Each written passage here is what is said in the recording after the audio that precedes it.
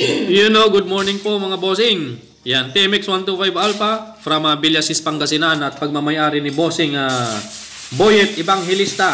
Yan, pang ilang motor na ni bossing to. Yung mga nakaraan, dalawang 155 na yung nadala ni bossing dito at kanyang pina-overall. At ngayon naman itong TMX 125 Alpha niya na naka-converted na ng TMX 155, yung buong harapan, shock, hub sa likod, shock sa likod, is puro pang TMX 155 na. Yan. Ngayon ang gagawin naman natin dito sa motor ni bossing Boyet is i-convert natin sa 175cc itong kanyang makina. Yan. Binabaklas na ng mga kasama natin at i-convert natin sa 175cc. Yan. Pang malakasang convert to mga bro. Okay.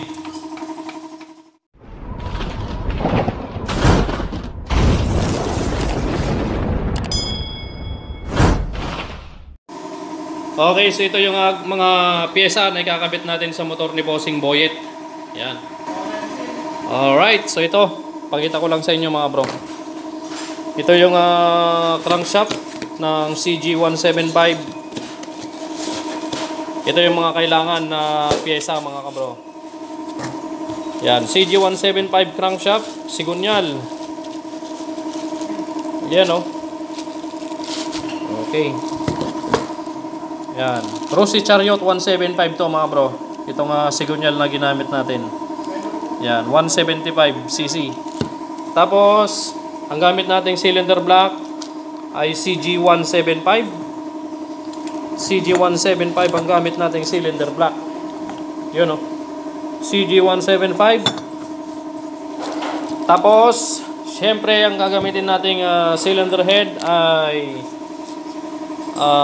pang Skygo cylinder head.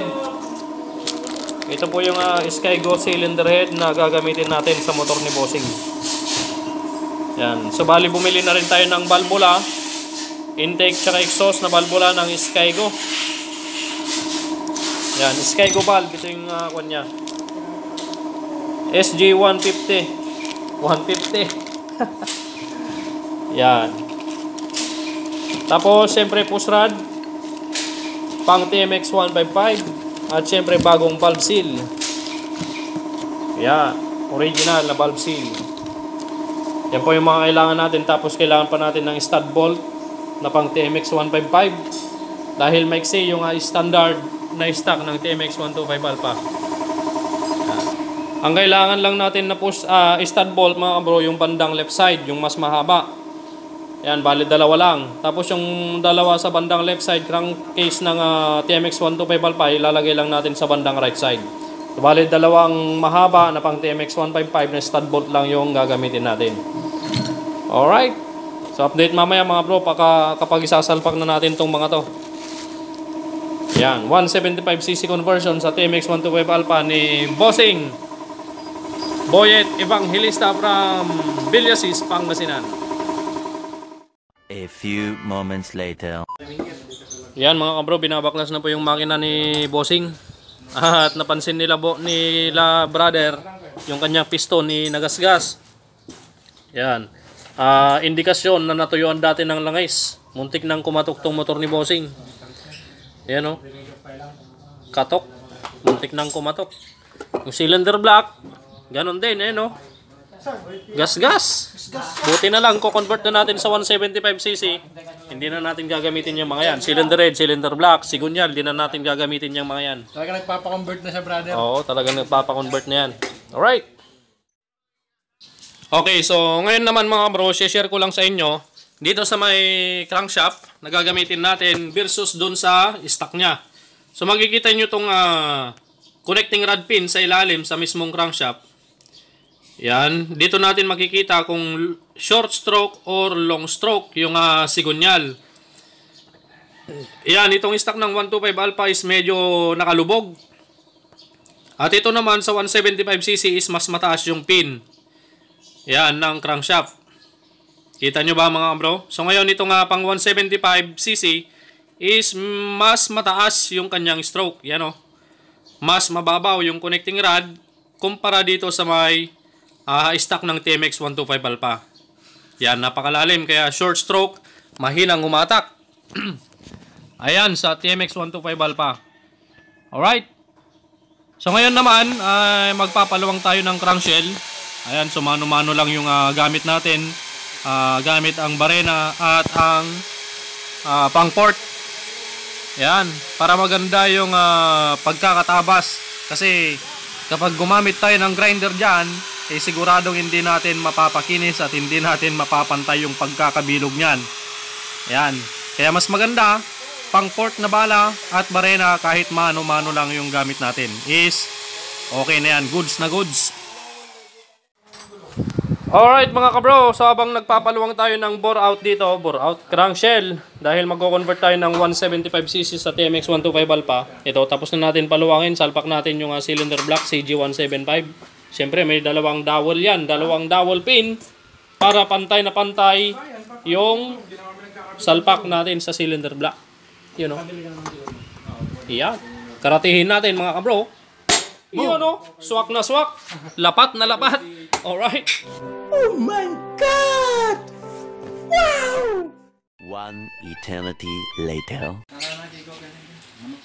Okay, so nasimple na natin mga bro. Natapos na natin paluwangin yung crankshell dito. Kabilaan yan mga bro. Yan, CG175 Chariot. Rossi Chariot 175 ang ginamit nating sigunyal dito mga bro. Alright.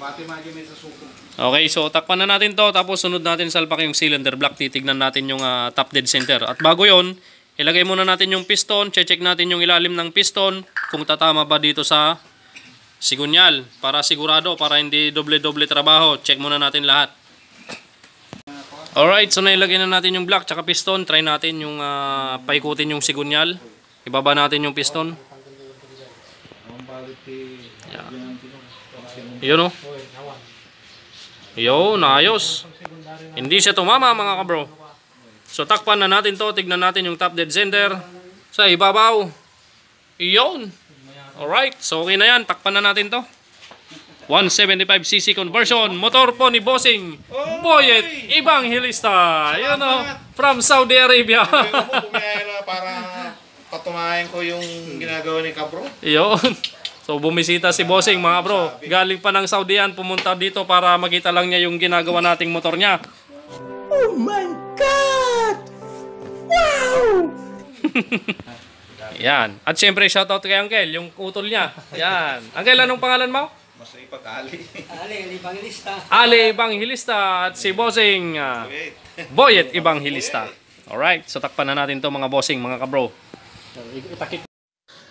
At syempre mga kabro, ang ikakabit nating panggilid dito is pang TMX 155. Yan, dala-dala na rin ito ni Bossing galing parts out na original TMX 155. Alright, so takpan na natin to mga bro. Pakita ko na lang sa inyo ulit mamaya pag nabuo na natin tong kanyang makina. Okay mga kabro, tapos na po natin yung conversion natin 175cc sa TMX 125 Alpha. Yan, sinasalpak na lang po yung makina. Ating silipin yung makina. Sakto ba, brother? Yan, so bali tinatabasan din natin yung chassis dito sa itaas. Dahil kapag nagchuchun up tayo, yung takip mahirap tanggalin kaya bumabangga sa chassis. Kaya ginagrinder na rin yung ibabaw nito, yung ilalim. Alright. Shoutout kay Bossing Boyet Evangelista at kay Uncle. Yan. Patapos natin. Patapos na. Update na lang po natin mamaya to. At ito naman from Balanga, Pangasinan mga kabro. Balanga, Pangasinan. Balanga, Bataan pala mga kabro. Napalitan na po yung kanyang rocker arm original. Ang presyo nitong rocker arm na original ay 3,850 dito sa Paniki. 3,850. Yan, rocker arm na original. Nasaan yung rocker arm niya bro? Nangabali. Ito. Ayun o. Naging dalawa mga kabro yung rocker arm niya. Yan. Sige. Update dito mamaya mga bro pag umandar na. Sample muna. Okay, so pandarin na po natin mga kabro yung 175cc conversion natin. Yan. Okay? Fight. Yun o. Kaganda. Napaka-smooth mga kabro. So yung ginamit natin ditong cylinder head Skygo 150. Yan yung ginamit natin dito. Yung cylinder block CG175. Alright. Okay na, napakaganda ng hulma. Napakaganda ng hulma mga kabro.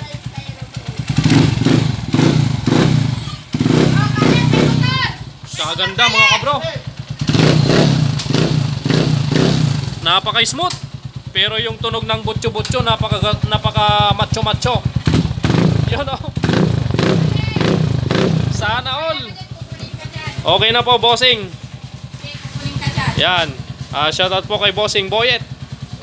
Evangelista, mga kabro. Yan po, from Villasis, Pangasinan. Pangatlong motor na po ni Bossing Boyet yan. Yung motor niya, pangatlong motor na niya yung dinala niya dito. Yung nauna, dalawang TMX 155. Pangalawa, TMX Alpha 125 conversion sa 175cc. At syempre, nakapanggilid na rin yan mga kabro ng TMX 155. TMX Alpha 175cc. Okay na po mga kabro. Ingat po, Bossing Boyet. Yan, maraming salamat po. Isa pang pitik. Yun o. Napakaganda, napaka-smooth.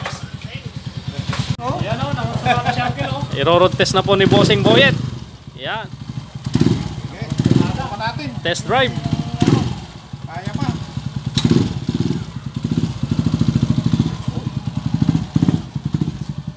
Kaganda.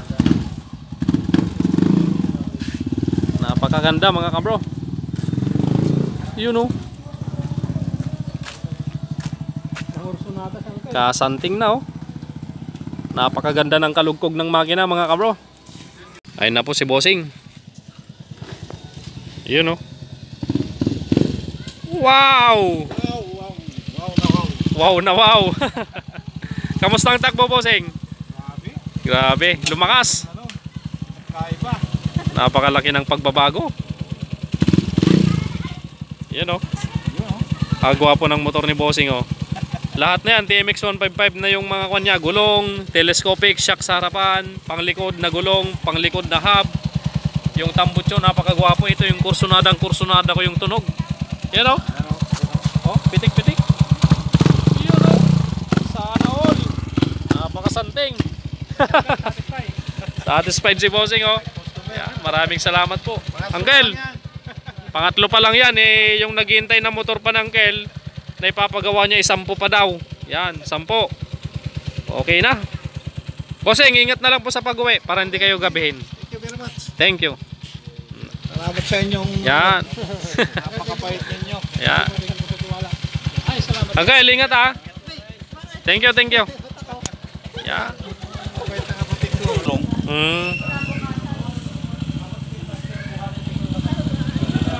Sige Uncle, ingat. Ingat, ingat. Maraming salamat. Yan. Pagpalain kayo ng Panginoon, Bossing. Amen.